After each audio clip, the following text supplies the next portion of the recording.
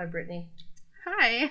So thank you for coming on my Christmas kind of shopping guide podcast for December. I'm glad you're here because this is a very unique business that you have. And well, let's start by how we met. You and I are both Anderson Career Training Institute grads. Yeah. But you had taken it a couple years earlier than I did. So thank goodness for that ActiGrads Facebook page. Yeah, right? that group, it connected us. Yes. I didn't even expect it. Yeah, in wonderful ways. Yeah, and we must have passed each other in a few different mixers and just happened to not chat. Yes, and I didn't even know you were at the Beyond Barriers event until you told me, so thank you for being there, even though it was short. Of course, yeah. So let's talk about you and what you have to offer this world. So please start and tell your story. Well, I'm with Serenity Respite Inc. We provide childcare for kids with disabilities. We do have a few kiddos who are not diagnosed, so that's not to say that we only provide for kids with disabilities. Right. But they are our main clients. Yeah. So what got you into doing this business? I've been thinking about it a lot the last few days because you said that was going to be one of the questions. Yeah. Honestly, it kind of just happened. I was doing childcare for, I'm going to say, about 14 years now. Oh, wow. And I did pretty much every job I could have in the field. Mm-hmm. I was a nanny. I was a daycare teacher. Wow. I did an interventionist position where I was working with therapists. Oh. So whatever the kiddo's goal was, I would meet with the therapist and they would give me kind of the end goal. Okay. And I would come up with strategies to make it happen. Tell me a little bit more about that. That's intriguing. I've never heard of that. So. It was a short-lived position. I was only there for about a year, and then the company shut down for COVID. Oh, okay. Yeah. I was a supervisor there, so I was training other interventionists. Okay. And our main job was just to play. Yeah. So whatever the therapist's goal was, whether it was getting a kiddo to try new food or getting them to talk, we found ways to make that happen with play. Mm-hmm. So we would just use whatever games or toys or tricks we could to make that therapist visit fun. Because if a therapist is just coming in, it's boring and scary. It's pressure and it's so scary. Yeah, for sure. Yeah. I want you to expand on the word intervention for our audience who don't know what that means in relation to child care and caregiving. It's just that support position. So it's almost a scary word. When kiddos hear it, it sounds intense and so structured. But a lot of our sessions is what they called them. It would be playing Monopoly and learning to take turns. It would be doing puzzles and you're working on your fine motor skills to put the pieces in. Our job was to play. And just make them feel safe. Yeah, that's good. Okay. Yeah. So carry on with the rest of your story. How you got into? Sorry, I just wanted to make sure, being new to the caregiving world and hearing that term, it's nice to know, like for our audience, what it actually means, right? And so many parents, they've never heard of that term before.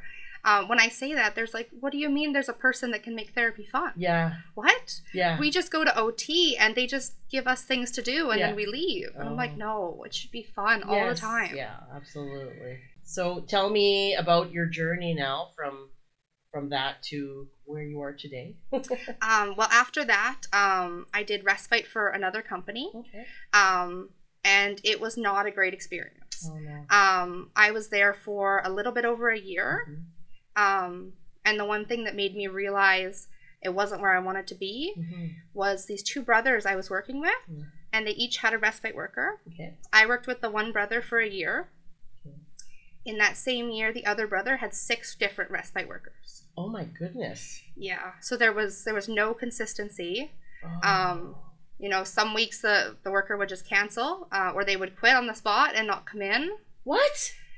Yeah, which is so frustrating for the family. It's so hard. Does that mean to me that the respite workers, first of all, the personality, they don't belong in that position because they don't seem to put their heart and soul into that caring for the child? Like, at first I thought that, and I definitely blamed them because they would no-show. They would quit suddenly. Okay. They almost seemed like they were job hopping, and I thought it was completely their fault. Yeah. My perspective changed quite a bit when I started Serenity. Oh. Well, we pay our staff, I think, $3 to $6 more an hour than I made at that company. I see. And that's the starting wage. Yeah. I see where you're going. So it's hard for you to put your heart and soul into something and to support a family when you're not being supported.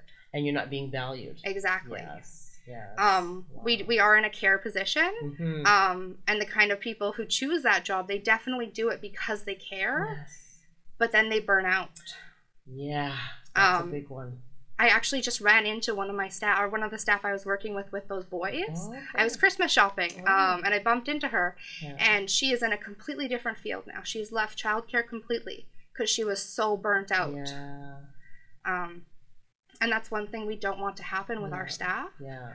And we hear it consistently from them. Every time we hire a new person, they say, I've been in this field for years, and your starting wage is more than where I'm at now with my other company. Oh my gosh, good for you for taking care of your employees that way. So yeah, lead up to how you got into this business. That's kind of, well, that's the beginning part. The second part is my little sister. She has a disability, so she has funding through FSCD, which is Family Supports for Children with Disabilities. And one thing they fund is respite. But every agency we called and we asked about, they wouldn't serve rural families, so they wouldn't leave Edmonton. Yeah. So we would have to drive her in for every shift, come home, have maybe a 2-hour break, and then drive in and pick her up again. Oh, that's a burden. Which, it's a huge barrier to care. Yeah. We've had so many families call us, and their first question is, do you serve this community? Yeah. And for the most part, we do. We've gotten a few sporadic calls where they say an area that I have never even heard of. Really? Like, so we're talking way out in the boonies, like middle of nowhere. They call and they say a town name, and I'm like, just give me 1 second. And I'm looking on the map, and I'm like, I need to figure out if you're closer to our Grand Prairie region or our Edmonton region, like where exactly you fall, before I can figure out like how we can support you. Yeah. Wow. But that barrier to care, it was glaringly obvious once you need the service. Yeah.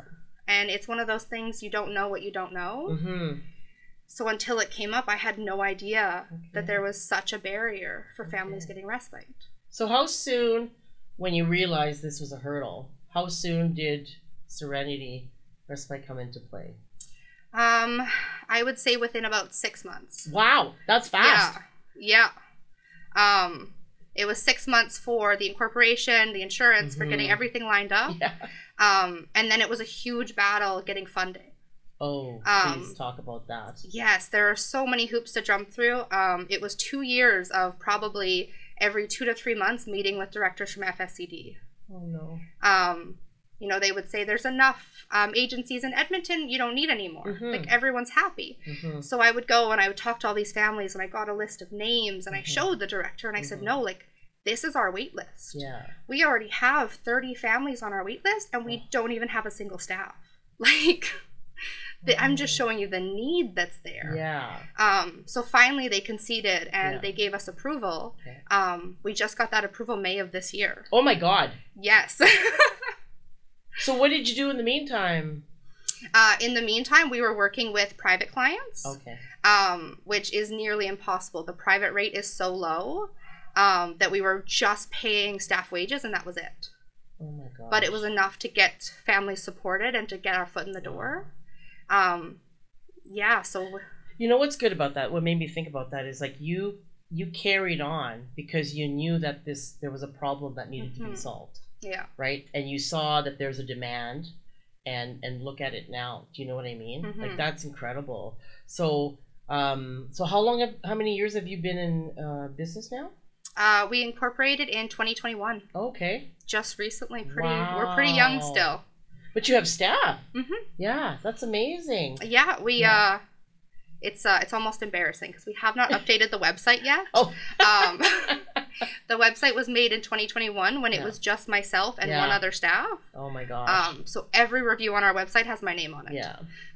I feel you on that, because I know myself, my website needs updating, but as a solopreneur, exactly, there's so many challenges that, I'm doing this podcast, I'm doing, listening circles, I'm trying to do my workshops and exactly, et cetera, networking, and then being a parent, taking care of family. It's just the balance is really a challenge. So I feel you on that, So thank you to our audience who are very patient with us, and not criticizing our website, development skills. Oh, I get criticized quite a bit. Oh, I can imagine, so. I've had new parents call and they're like, how are you expecting to support us when your office is in Sturgeon County and we're in Grand Prairie and you're the only staff? And I'm like, well, I'm not anymore. Yeah. Oh my gosh. Wow. So I know we before this podcast, we talked a little bit about, it takes a village to support, the disability community. Can you expand on that, please? Well, doing absolutely anything with a disability is so much harder. Again, I was thinking about it today. Yeah. It took me probably an extra 20 minutes to get here. Oh, yeah. With all the road closures, so many random changes. Oh my gosh, yes. And not being familiar with the city. I was completely lost. Yeah. And then I found you and I just followed you up here. Yeah. Good timing. it was perfect timing, actually. Yeah. Because so many things are just a struggle with a disability. And something like raising children is already hard. Yeah. And when you add in your own disability or your child's disability, it just makes it so much harder. Yes, absolutely. And there's a lot of almost gatekeeping with different supports. Okay. Talk about that. I've talked to families before, and it's just, I'm on quite a few support groups on Facebook and things like that for families with disabilities. Yeah, that's important. Yeah. And they'll say, my kiddo has been kicked out of 4 daycares. Oh. And now the second they go to apply and they say, oh, he's autistic or he's ADHD or he has this, they say, oh, sorry, we're full. Oh my God. So they're struggling. And I say, have you asked about respite with FSCD? And they are like, what is FSCD? Yeah. What is respite? I've never heard of it. Yeah. So having these supports, it's allowing families that break. Right. And respite isn't this luxury of only a few should have it. It's a need. Yes. These parents need a break before they burn out. Just like our staff need that support, our families need it too. Yeah, for sure. My goodness. I'm just thinking about, especially with our Beyond Barriers event, of how where so many of these people in the community are trying to advocate, certain different areas of disabilities. Like, where do you think the support is needed the most? It's hard to say. I think it's all across the board. All across the board, It's everywhere. So many families, they don't have basic information of what they can even ask for. Right. Our assistant director, actually, she's filling a kind of parent advocate role for us. Oh. So whenever a family comes to us and they say, like, we are struggling and we've been given, 3 hours a week of respite, which is absolutely nothing. Yeah.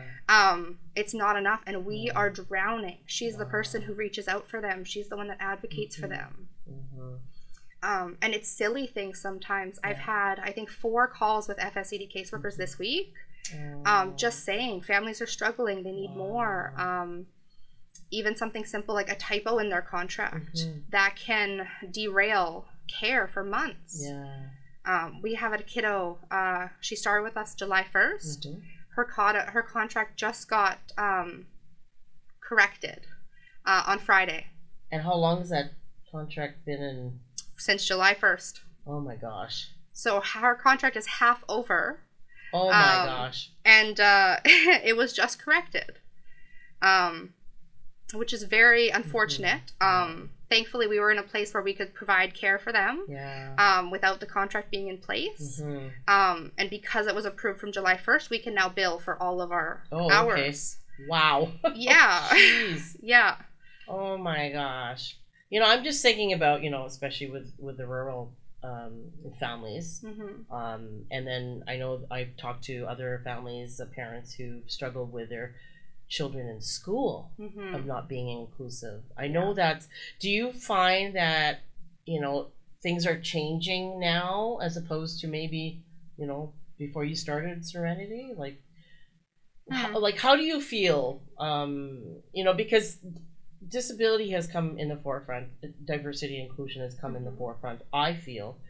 But I'm still seeing people talking about that there's still changes, need to have those conversations. Changes still need to be made, you know, with like the daycares, the schools, even inclusion in the workplace, et cetera, right? Even on the, you know, accessibility here in the city. Yeah. So people are talking. I think we got a long ways to go, but this is what we're doing, is we're creating this awareness, right? So what are your thoughts on that?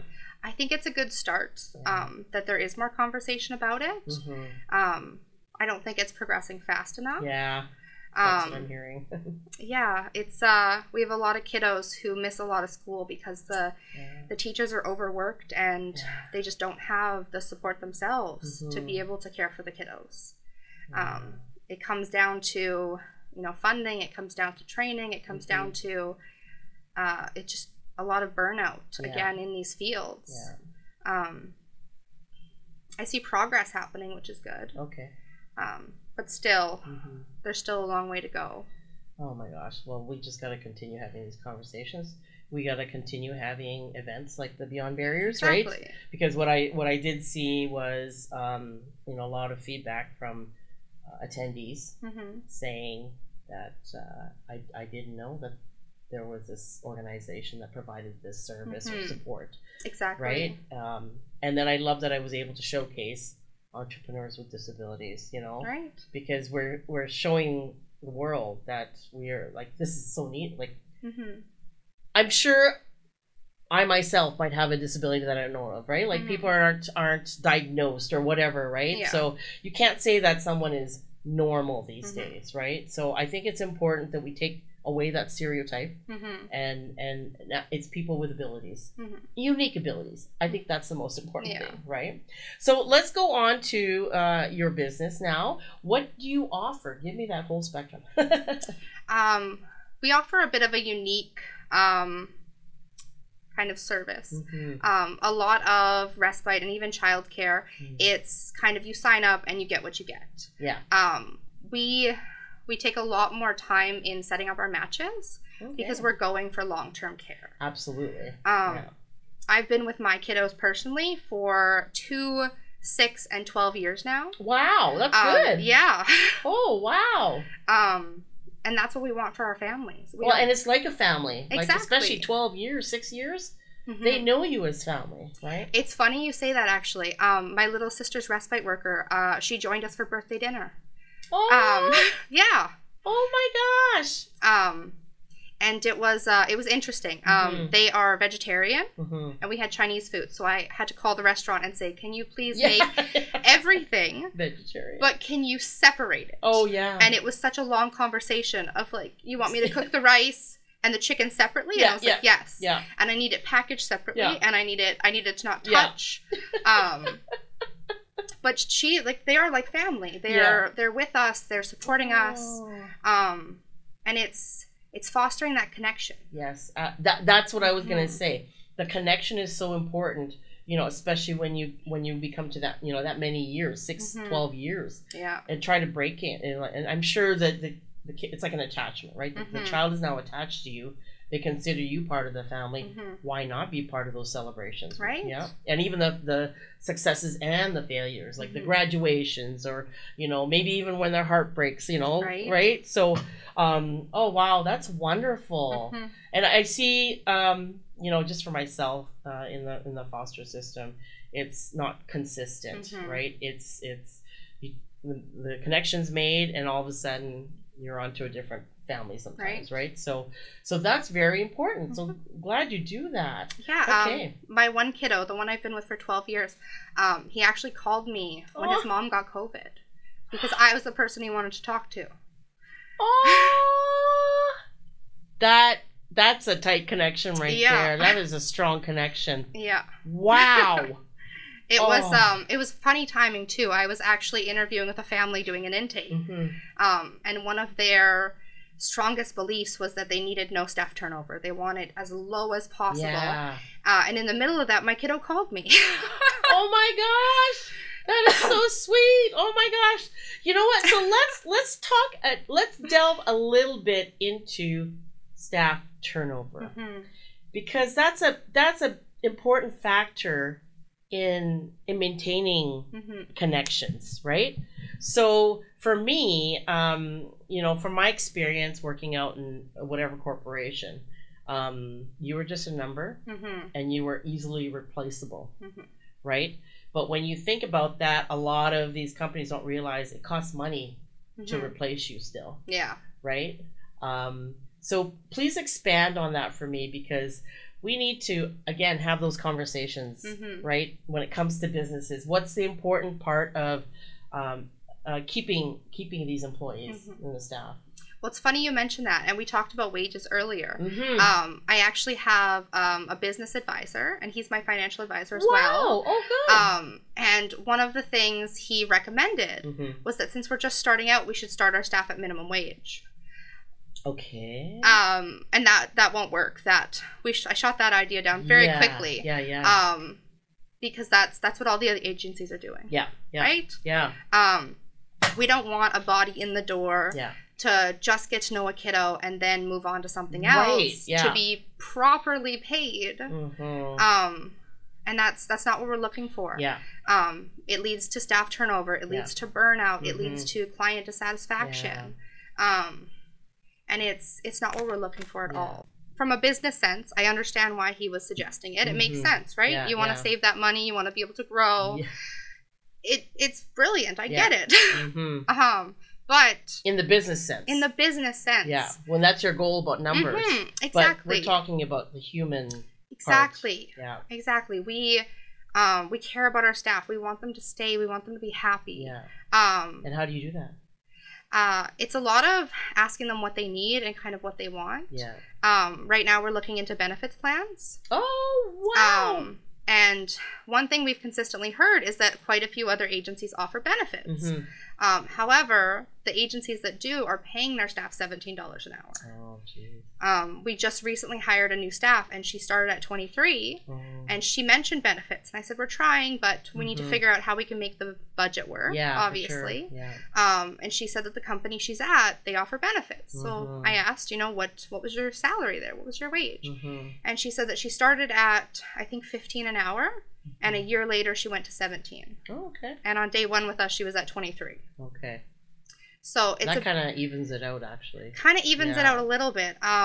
But at the same time, we have so many staff that are part-time who wouldn't benefit from a benefits plan, or they're students and they already are covered through school. Right. Their spouses have benefits plans. Right. So they would much prefer $4, $5, $6 more an hour than a benefits plan that they can't use. Right. That makes sense. Okay, so we talk about that is one way of showing your employees that they're valued. But when you hire them, you obviously need a certain kind of person to be in that role, right? So go, talk about that a little bit. Just how we find the perfect staff? Yeah, because I think that's another key factor in keeping your employees, right? Obviously, you don't want someone who doesn't care about a child. I mean, that's one big thing, but there must be a certain kind of personality, right? Honestly, our staff are so vastly different in every single detail. This is so cool to hear. We have some staff who are quiet, they're not talkative, they are calm and collected all the time, and they are a perfect match for one kiddo. Okay. But another kiddo would say, no, I'm not working with them, like, not for me. That's actually very interesting. So you kind of pick different personalities based on, like, all children having different kind of personalities. Yeah. Oh, that's lovely. I just had a phone call with a parent, and it was the funniest thing because she said with her last respite agency, she could feel the vibes were off, and she didn't feel like the respite worker was the right match, but how can you not accept someone just because of the vibe? Yeah. And I said, that's perfectly fine. We do that quite often. If we set up a match for a family, we tend to set up 3 or 4 different matches. And then they meet the family. Yeah. And then the child and the parents get to decide who is the best fit. Because you can have the perfect resume and we can think you're the perfect characteristics and you walk in the front door and the kiddo says no. Isn't that the truth? Yeah. And they shouldn't be penalized for expressing the fact that they're not comfortable with that person. Yeah, for sure. If you have someone coming into your home, you should be excited they're there. Yeah. It should never be something you dread, even if it's just the vibes are off. Yeah. This is a good conversation because I've learned in the last few years, I always based meeting someone with like, I never went with my energy. I didn't know a lot about that, right? About the vibes. It was like, oh my gosh. You know, for example, if someone wanted to do a podcast with me, it would be like the short conversation that we had. I don't think you would fit, you know, and I wouldn't even know how to have a conversation with them during the podcast. You know what I mean? So that's why I do that like little meet and greet ahead of times. Let's get to know each other so I can get that feel for the energy, right? But if I'm in a setting like a networking event and I meet people who come up at me, like, you know, I had people who they're like my podcasts deal with a lot of, like, I'm an empath, right? So it's a lot of feelings, right? So it would be like, if you're a financial advisor who wants to be part of my podcast, what are you going to talk about in terms of feelings? Right. That's the way I work, right? But before it'd be like, well, you don't fit me. No, it's a certain person, right? So that podcast might work for somebody else. Yeah. But for me, it's like you have to be this certain vibe, right? Yeah. And I didn't know that. So this is funny that we're talking about this now. And I used to be like, oh my gosh, I want to be loved by everybody. And then I've started to realize, especially, you know, the corporations, when I did those interviews, why didn't they hire me? Right. Now I know, you know, and it was kind of like a sign, like if I did actually work for them, I probably wouldn't have lasted. It wouldn't have been a good fit. Yeah. And I've had people, I have companies offer me jobs and I didn't know it was a vibe. And I was thinking about it and I'm like, no, I didn't feel right at that company. You know, even if it was a temporary fit, I don't feel comfortable. So I base it on that, the vibe. So that's a good conversation. Yeah, and so many parents, they try and give us the perfect detail of the perfect staff and exactly what it is. And we tell them, like, it's okay to say it's not the right fit. Right. It's not going to insult the staff. Yeah. We're not going to be upset. It won't be held against you in any way. Yeah. It is perfectly fine if it's not a good fit. Yeah. We want this to be the perfect match, and we want it to be long term. Yes. And we would rather you say no to 4 or 5 or 6 people right off the bat than to start each one of them and then a few months in say you're not happy. Right. That's right. I was just thinking about, too, because I worked with autistic students. And I was like an employer partner, and so I did work placements with them. And they, the career coaches who placed me with these students would offer me the student, and we'd have that meet and greet. Fine. So I've had students on the spectrum, like different kinds, right? So some of the more challenging ones were really a good challenge for me. And I couldn't tell whether some of them actually liked me or not. And they would give the feedback to the career coach, and then they would tell me. Yeah. And I always got paranoid. I'm like, oh my gosh, I want them to feel safe around me. I want them to feel comfortable. You know, I had a student who was very camera shy, had anxiety. So we had our meeting, and we usually were supposed to check in once a week, right? She wouldn't meet with me anymore because of that one anxiety that she had, and I took it personally because I was like, I want people to feel safe in my presence. You know, they reassured me, but it's just, you know, again, everyone to each their own, and I shouldn't take it personally. I did the best I could, right? So this is a good conversation we're having. Sorry, didn't mean to interrupt. My brain was going when you were talking about that, you know, having the certain fit for everybody. So so that's important. So what else do you offer besides respite? I know you mentioned a few other services that you provide. They're basically all kind of branches of respite. It's just the specific terminology. So with FSCD, they break it down. You have in-home and out-of-home respite. You have 24-hour respite, so that's a full day with us. So the parents can have an uninterrupted day of whatever they need. We offer light housekeeping and cleaning. Wow. Yeah, we have a few. Yes, we have a few sensory-seeking kiddos who like to, you know, pour ketchup out first thing in the morning when they wake up, or toothpaste all over the walls. Right. So just those little things and being able to ask someone for help in that moment. Like, please, you know what? I don't want to spend my day cleaning up toothpaste. Yeah. There are much more important things that you could be doing with your kiddos. And having that support, it just takes one thing off your plate. Right. It is. It's very stressful, even with that. You did talk about, you know, the parents being able to take like a weekend or so off. Like, can you go into that a little bit? Yeah. So when they offer the 24-hour or the daily respite, you can bank them. So you can put them together. I have a kiddo that I'm going to be with in January for 3 or 4 days, I think. Oh, nice. While his mom's on a trip. Wonderful. And I'm with him 1 to 2 times a year for that, depending if his mom has to travel for work or, you know, whether it's she just gets to take a fun vacation. No kidding. So, yeah, we hang out together. We have a host facility in Camrose right now and Grand Prairie. Wow. Yeah. So what's the longest you've had to, like, a parent left that you did the respite? I think our longest our typical one is 2 days, sometimes 3. Our longest was 8. Oh, wow. Yes. Did they take like an all-inclusive vacation? They went to Mexico. Good for them. They went for their first trip, I think, since they had been married. Wow. So we're talking decades, and it was well-deserved. Good for them. Yes. And this was actually before we got our FSCD approval, so this was a private hire. Oh, my God. And it was 7 children. Oh my God. Yeah, they needed a break. Yes. This is the family I've been with for 6 years now. So I stayed at their house and I had their 7 kiddos for 8 days. Yeah. And then I had 3 days off. Oh, no kidding. Yeah. Because 7 days. And just you? Yeah. Oh, yeah. Yeah. But good for them. That is so important, as we talked about. Yeah, they deserved it. They needed it. Yeah. And have they gone, have any of their families done that, like, yearly, you said, or every few months? Just my one family goes yearly. That's good. We have a couple of families, they usually just take a weekend, something like that. Yeah. And sometimes they just take the day. Yeah. Just so that they can have a full day where there's no making breakfast, there's no cleaning up after anybody. You are not worried about anyone but yourself. It's a full break.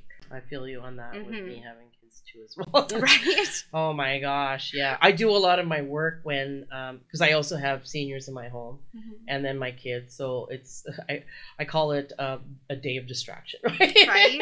And the only time that I actually can do my work is when everyone's asleep. Yeah, exactly. So sometimes I'm up till 2, 3 in the morning and I get up again in the morning. I know that's kind of burnout. So usually my weekends are like when the kids are off school, that's when I actually, you know, I get to spend time with them, sleep in a little bit. But that is so important. Oh my God. It's funny you say that your best, like all of your work kind of happens after they're asleep. We get so many intake phone calls and question phone calls around 8 a.m. to 8:15, typical bus times, right? Yeah. You get the kid on the bus, you start driving to work, you call to ask your questions. Yes, absolutely. Or it's 7 p.m. Yeah. Because that's typical bedtime. Yeah. And then they call and they're shocked to hear a person. Yeah. Because they're like, this is not business hours. Yeah. Who are you? Why are you answering the phone? Wow, that's good that you provide that. You know, because I know for me, when I feel drained already with the energy, and I haven't even made the call yet. When I have to make that kind of inquiry call, and it's like, oh my gosh, am I going to get like an automated phone? Oh, am I going to be put on hold? You know? I know, and it's just another barrier where families finally have the time to do something. They finally have the energy, and then they get a voicemail, or they get a receptionist who has no idea. About our intake wait list or any questions that can answer them or our FSCD policies. Yeah, and the voicemail is big for me because it's like, are you actually going to listen to it and provide that? Like, you know what I mean? Like with me, because I'm a solopreneur, I do have that with my business line. But I mean, I see it on my phone right away. So I'm picking up that message and then I try to return the call within not even 24 hours, less than that. Because that's important to me. I want the same, response time too. So I try to provide that feedback back. So good for you. Exactly. Oh my gosh. I've actually gotten a few surprised people answering the phone when I call them back in a minute or two. Because they didn't leave a voicemail. They're like, no, I'm giving up for today. Yeah. And I call them back and I'm like, it's Serenity. You just called us. And they're like, oh, I didn't expect you to call me back so fast. Yeah. And then I have all my questions for them. And It just starts from there. It's that human factor, right? It's not the AI, the automated, right?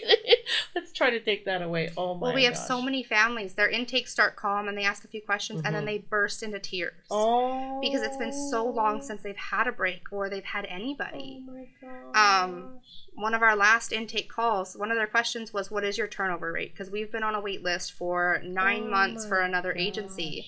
And they don't have anyone. Yeah. And it's like, I don't technically know we've been around long enough to have a turnover rate yet.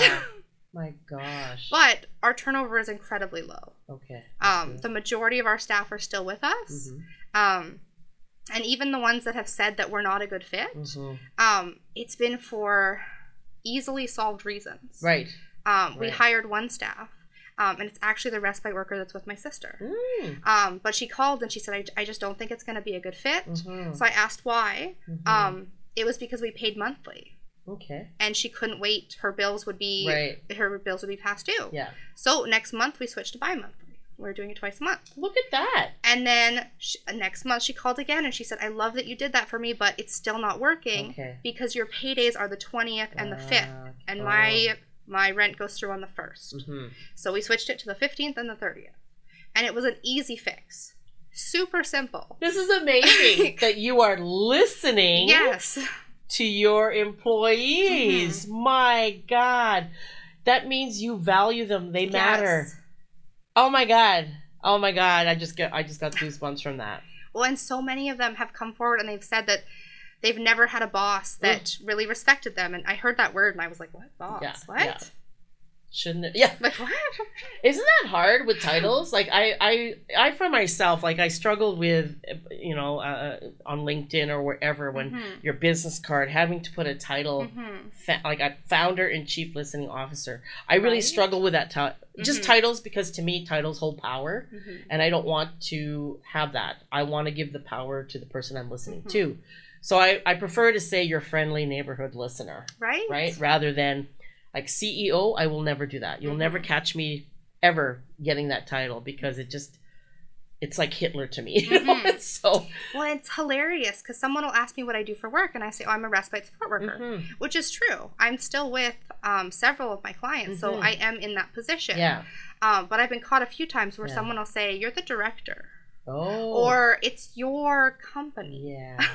And I'm like, but my title is still a support worker. I'm still there to support. It's softer. Yeah. I get you on that. Let's start taking those away. Oh my God. Right? And I don't need a separate title. To me, that's weird. Yeah. It should be about the work you do, right? Exactly. People hold titles too strongly, which I disagree with, but whatever. Maybe we can learn to break that. Well, it was such a struggle. Beverly, she was our manager in Grand Prairie, but she's now our assistant director / parent advocate / she's also a respite support worker. So she holds many hats. She does whatever needs to be done. You can't fit all that on a business card. No, you can't. How about a kind human? Right? Malaita Corpus, kind human. Well, I mentioned to you before, she typically accepts the title of chaos coordinator. Oh, I love that. Because that's what she does. She's been in childcare for years. Yeah. She coordinates tiny humans, which are chaos. Oh my God. She organizes staff schedules. She advocates for parents. She does FSCD meetings and... Wow, that's amazing. Yeah, she does. She does so much. Oh, wow. And she is definitely a chaos coordinator. That's a great title. That is a great title, I have to say. Oh my gosh, so we're straying a little bit far here. Let's get back on track. So, Christmas is happening. This is why we're here. You're providing a unique service. Talk about what you are offering our audience, for Christmas gift idea. Well, this idea actually came from a few years ago. I decided I didn't want to contribute to that consumerism of Christmas, but I still wanted to show everyone I valued them in a unique way. Yeah. So what I decided to do was I got passes for all the kids. I picked, I think it was Amazon at the time, which I'm looking for a small business that I can kind of replace them with. Yeah, for sure. But it's super fun. And I picked a day that I would take all of the kids. And my gift to the parents was their day of childcare. Oh. So they got a day of free childcare during Christmas break. And I took their kiddos out to go have so much fun. That's an amazing gift. Yeah. Oh my gosh. So what we're kind of offering right now is a gift certificate. Mm-hmm. You can choose the value, but it's the gift of a break. Right. With qualified staff, caring staff. It's just a chance to give parents a time to step back and do something for themselves. Yeah. And it's not a luxury. It's definitely a necessity. Yes. It's giving everyone that chance to just get that me time. Yeah, that's good. And where can they purchase that gift certificate if they would like to? They can inquire online, and then we'll make it personalized. Right. So if you purchase it for someone, it will be to whoever you are gifting it to. Okay. We will have that in the YouTube podcast at the end of this podcast. So that's great. I have one important question before we go, and that is, what matters to you? For me, the main thing is that our staff are supported so that they can support our kiddos. I worked far too long with no support, and I burnt out. Yeah. So I know what that feels like. Oh my gosh, that's wonderful. Wow, you're amazing. Seriously. Thank you. This service is really so needed. And I hope people are going to learn about Serenity more. And let's keep having these conversations about supporting, this community. Definitely. It's very important. Well, thank you. And Merry Christmas. Thank you for having me.